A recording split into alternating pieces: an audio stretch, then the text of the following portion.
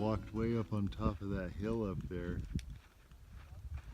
We were just remarking, you know, back in the day when the soldiers were down here, you know, they were probably watching that ridge. The Apache Indians may have been up on top of that ridge looking down on their horses or whatever.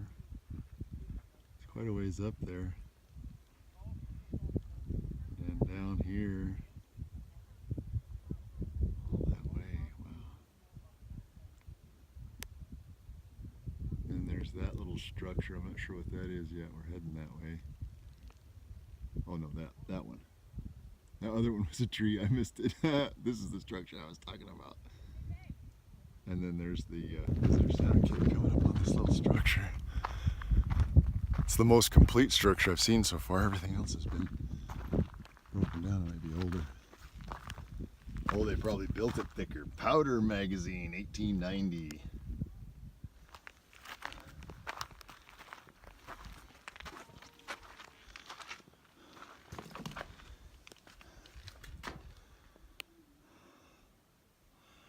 Just think of all the history and all the people that have been in here. Stuff that's gone on, man. It's crazy. There's all the ruins up on the hill.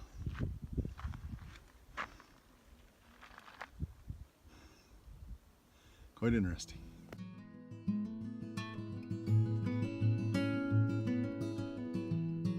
Flagpole. And that was their living quarters. Well, obviously they've changed the flagpole. Oh yeah. Oh yeah. This is quite a bit bigger than what we expected. We really thought that this little structure on the corner was the extent of the fort, but really here it continues on and goes all the way out. That's like what, 3 or 4 football fields? Baby, wouldn't you say that's probably like 3 or 4 football fields big over here? Oh yeah, yeah. Wind's blowing up here, so it probably sounds terrible, but here's a panning view of the area.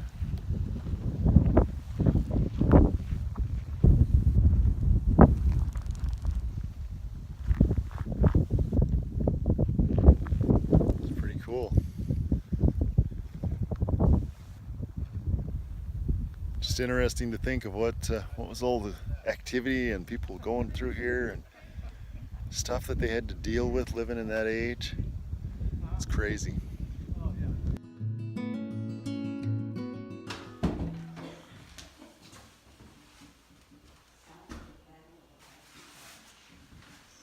Some displays of the stuff that they had back then.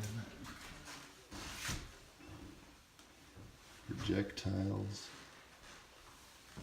Yeah, one of the really fascinating things about that I've learned about these Borland fuses is that the artillery officer could tell the gun crews how much time delay he wanted on the Oh, they were getting that advanced by then, eh? Yeah, the top of the tool would go in here and puncture and turn it, and what it would do is it would there was a little bit of powder charge, and when it was fired, the gases from this would ignite the fuse, and they could set it, I think, up to 5. There were several varieties of these. I think the longest one was like 5.5 seconds. So depending on where you were aiming it for, right, you could adjust the when it would detonate. So it wouldn't necessarily detonate on impact. It could detonate mid-air if you messed up or something. Right. Okay. Yeah, they came up with the percussion fuses, and then there was another one that actually started the fuse when it was again fired, but instead of lighting a little bit of powder here, it would actually knock the pin back and open that up, so it would then start burning and explode. Wow. on time. So it was pretty fascinating. But the Borland Fuse was he was a Belgian inventor, and came up with that. And I want to say 1840s. Oh, wow. Okay. But I could be wrong. That could be off somewhere on that. We won't hold you to it. Thanks for that. That's cool. I bet you awfully sugar would go berserk in here. Yeah.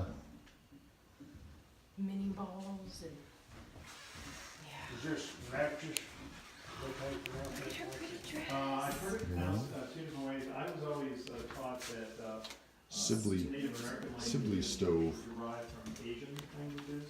You break them, or Polynesian, you break them up into one or two letters per syllable.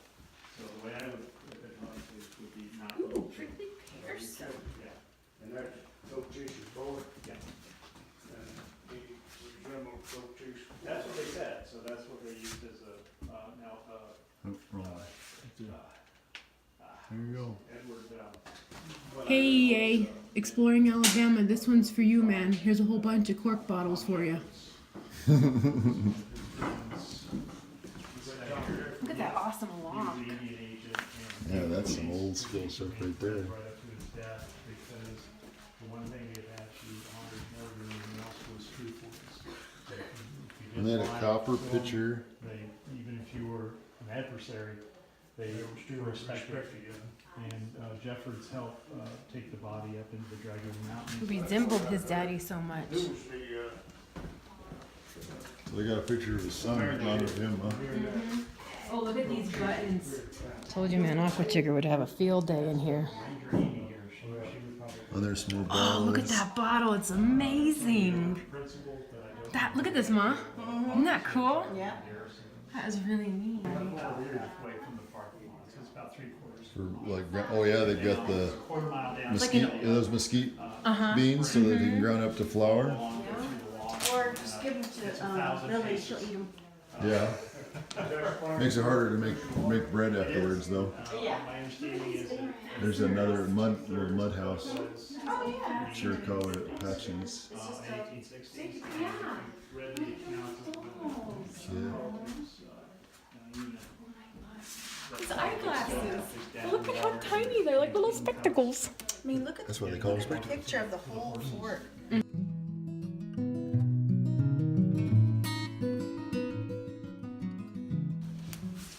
in, What was in here, down Randy? there, actually. What'd you notice? Well, a bracelet Little baby, and the old little boy. table knife and a butcher knife. Actually, Yes, little roll. there is, yeah, there is, How old was he? You know? Little bonus when you get up to the top and to the visitors center, they've got flushing toilets with water in the sink, soap, hand towels, dry your hands. So it's a nice feature after you've walked that long way, get yourself a little refreshed. Nice little trip. I'd say it's worth the walk, but make sure you're in pretty good condition before you go up it, because it's a walk.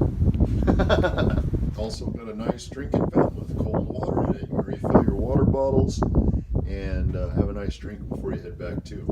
Sweet!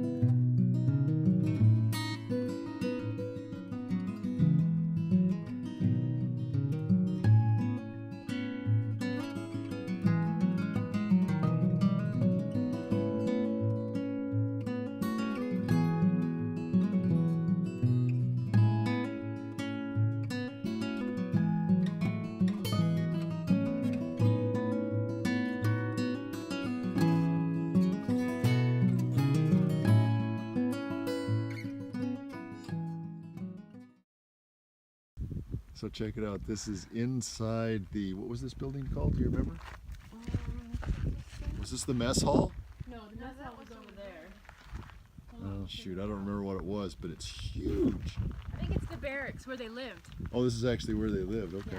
Yeah, I mean that's a good sized building right there.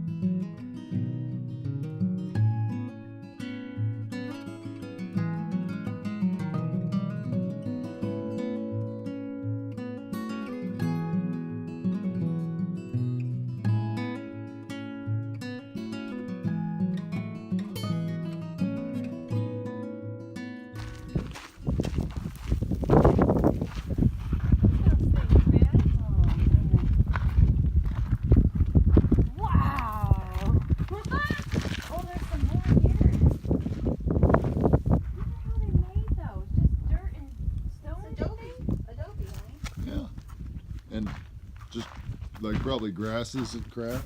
See, like this spot right there, it was where the corral was. Uh-huh. Wonder what those things are.